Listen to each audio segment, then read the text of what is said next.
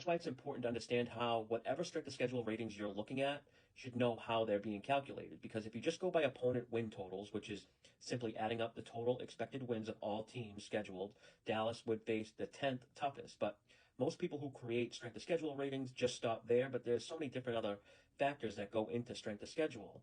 I'm not saying using win totals is bad or wrong. It's probably the best, easiest way to do it, but I have the average rating for the Cowboys' opponents this season at 0. This is based on my power ratings for each team, but it's also adjusted for things like rest advantage and sequence of games or situation travel. And I've been meaning to kind of talk more about strength of schedule and was going to do like a separate video on it, but I think I'm just going to touch on it now while on the topic. Like if we look at a team like Washington, they're a good example to look at this.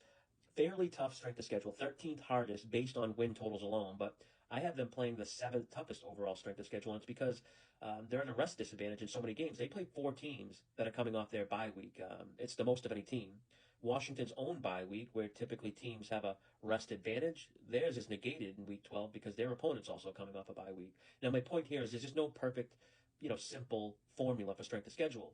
If you look at five different strength of schedule ratings, you're probably going to come up with and see five different results. And I know some people that just disregard strength of schedule altogether because it's all about that current week. A team could have the toughest strength of schedule, but by week 4 of the season, that team is now could be scheduled to play four different backup quarterbacks because of injuries and now has one of the easiest strength of schedules. So in a way, it doesn't make a ton of sense to spend a whole lot of time calculating strength of schedule or putting a ton of stock into it because results are, more fluid or can kind of change throughout the season.